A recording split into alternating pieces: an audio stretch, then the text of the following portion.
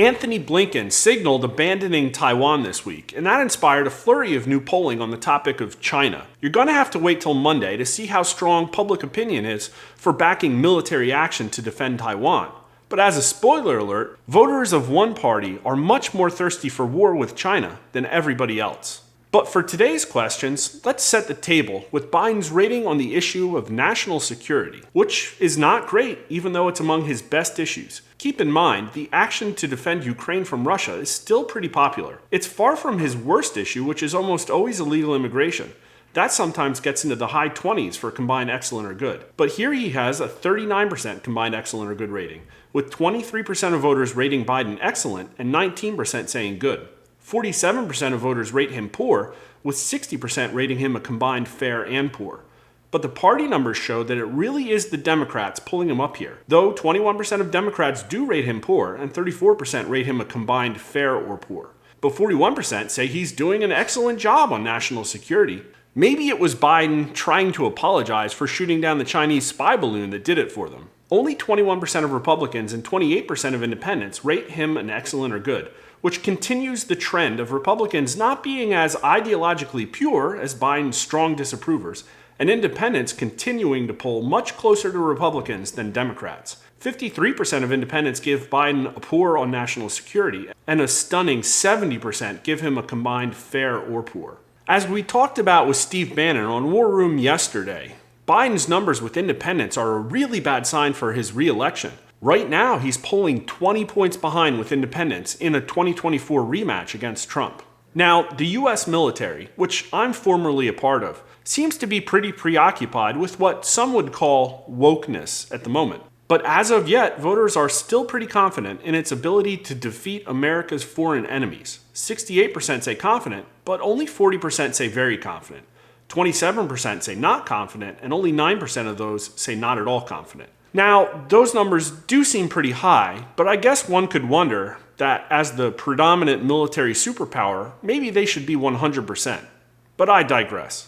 By party, Democrats are far more confident in the military than Republicans. 82% say at least somewhat confident, and 56% say very confident. Only 26% of Republicans and 36% of independents are very confident, and Republicans have the lowest overall confidence, coming in at only 59%.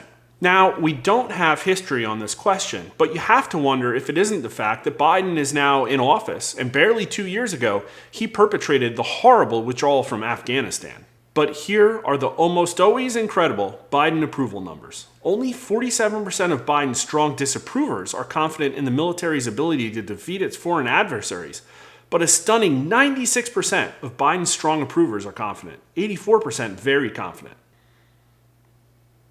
Words honestly escape me, but if you have any plausible theories about why Biden's strong approvers are almost unanimously confident in our military's ability to defeat our enemies, I'd really love to hear them in the YouTube comments. If I get some good ones, maybe I'll read them Monday in our follow-up video on Taiwan.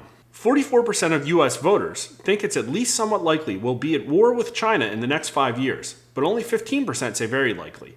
That overall 44% number is down slightly since the last time we asked, about 5 months ago. And overall here, the numbers are essentially exactly split. Republicans are most pessimistic, with 53% saying it's likely, but only 37% of Democrats say it's likely. Again, these are tough to parse a narrative from. Do you think these numbers are high? Low? Do you think there are any confounders or a better question we could ask to get a more useful signal? Maybe some of the voters think we're already at war with China. But one thing I can tell you, when we asked earlier this year, more voters said China was an enemy than an ally. 48% said enemy, and only 11% said ally, when previously most Americans overwhelmingly said China was neither, and instead was somewhere in between. There are two possible reads on this. One is that people overwhelmingly think that China was involved in the COVID-19 pandemic. And yesterday we found that 66% of American voters actually think the government is involved in a cover-up to keep China's role in the pandemic hidden. And the other is that we have a president in office right now that, quite frankly, many voters think has a China problem. Barely 1 month into his term, 50% of voters said that Biden's policies towards China were worse than Trump's, and only 31% said better, including only 55% of Democrats. And again, this was just 1 month into his term, when the bloom wasn't quite off the rose, and his job approval rating was, barely, north of 50%.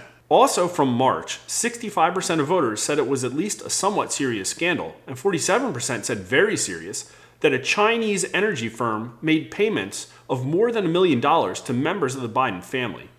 So there is that. Please like the video and subscribe to our channel on YouTube or Rumble. And leave a comment, especially if you have ideas for fresh new questions we can ask about Biden and their potential financial ties to countries like China, who voters astutely understand is an enemy and not an ally.